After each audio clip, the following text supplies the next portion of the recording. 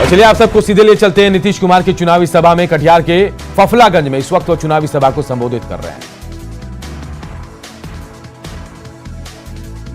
पूरे दुनिया में फैला हुआ है और उसी बीच में चुनाव के कारण चुनाव अभियान का कम समय चुनाव आयोग ने निर्धारित किया। पहले काफी समय मिलता था, हम लोग सब जगह पहुंच जाते थे। इस बार चाह कर भी हर जगह पहुंचना संभव नहीं है, लेकिन इसमें भी पुनः आपके बीच और कटिहार क्षेत्र में आने का मौका मिला। मुझे बहुत खुशी है, मैं इस धरती का नमन करता हूं। और आप जानते हैं कि हम लोगों के उम्मीदवार, हम लोगों के पुराने साथी और सक्रिय काम करने वाले भाई तारकिशोर प्रसाद जी को देखिए, यह हमेशा अपने क्षेत्र का, जिले का, सबके विकास के लिए हमेशा सजग रहे हैं। जब भी इन्होंने बातचीत की है, हमेशा अगर किसी तरह की तकलीफ है, चाहे वो बरसात का मामला हो, आपदा की स्थिति हो, विकास की योजनाओं का सवाल हो, सड़क का हो, पुल का हो, किसी भी चीज का हो, कहीं कोई संस्था का हो, उसके स्थापना का हो, और जो सरकार की तरफ से योजनाएं हैं उसके क्रियान्वयन का प्रश्न हो, हर किसी चीज को लेकर के ये हमेशा सक्रिय रहे हैं और इनके प्रयास से कोई काम छूटा नहीं है। ये एक एक चीज के लिए सक्रिय रहे हैं, हम ये आपको बताने आए। इसलिए हम लोग तो यही कहने विशेष तौर पर आए कि भाई ऐसे व्यक्ति को भारी मतों से विजयी बनाइए। कमल फूल के छाप के बगल का दबा करके आप हमेशा भारी मतों से इनको विजयी बनाइए, यही निवेदन और अनुरोध हम लोग करने आए।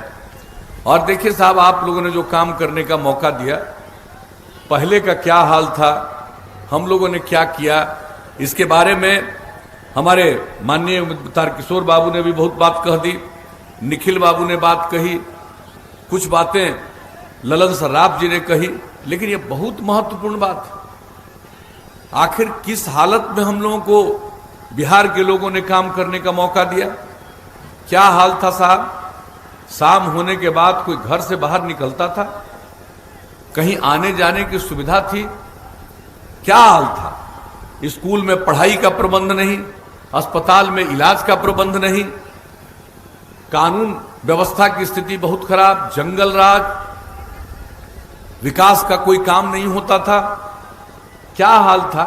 जब हम लोगों को काम करने का मौका मिला, उसके पहले पूरे बिहार का बजट 24,000 करोड़ रुपए से भी कम, और आप लोगों ने हम लोगों को काम करने का मौका दिया। हम लोगों ने अपराध पर भी नियंत्रण किया, एक एक काम किया। आप जान लीजिए, हर साल केंद्र सरकार के द्वारा हर राज्य के अपराध के आंकड़े प्रकाशित होते हैं, और जो आंकड़े प्रकाशित होते रहे उसी से पता चलता है कि बिहार में कितनी कमी आई है अपराध की। वैसे तो कुछ लोग गड़बड़ करने वाले हैं, बायां दायां इधर उधर करते हैं, लेकिन इन सब चीजों के बावजूद जो अपराध पर नियंत्रण हुआ और जो सबसे हाल का आंकड़ा प्रकाशित हुआ है, उसके हिसाब से अपराध के मामले में, जो इतनी बड़ी आबादी का हम लोगों का बिहार का राज्य है, इतना बड़ा राज्य है, अपराध के मामले में इसका 23वां नंबर है देश में। आप जान लीजिए कि अपराध पर किस तरह से नियंत्रण हुआ। और विकास का दर, बिहार में विकास का दर प्रति वर्ष 12.84%। प्रति व्यक्ति आय में जो वृद्धि हुई है औसतन 10.52%। तो आप लोगों ने काम करने का मौका दिया, एक एक काम किया, अपराध पर भी नियंत्रण, एक एक काम। और आप जान लीजिए, जब हम लोग निकले थे 2005 में न्याय यात्रा पर, तो हम लोगों ने क्या आश्वस्त किया था लोगों को कि अगर हम लोगों को काम करने का मौका दीजिएगा तो हम लोग न्याय के साथ विकास के मार्ग पर चलेंगे। 2005 में हम लोगों ने कहा था, और उसका मतलब है हर इलाके का विकास और समाज के हर तबके का उत्थान। और जो तबका किनारे पर है, हाशिए पर है, उसको मुख्य धारा से जोड़ने के लिए विशेष प्रयास करेंगे। और आप देख लीजिए, हम लोगों ने यही काम किया।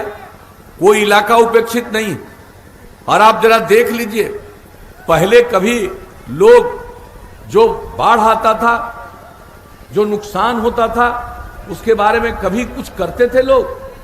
और हम लोगों ने एक एक चीज के बारे में, आपदा प्रबंधन के बारे में, और जान लीजिए 2007 से ही जिस तरह से हम लोगों ने आपदा प्रबंधन के लिए काम किया और एक एक चीज के लिए नियम बनाया।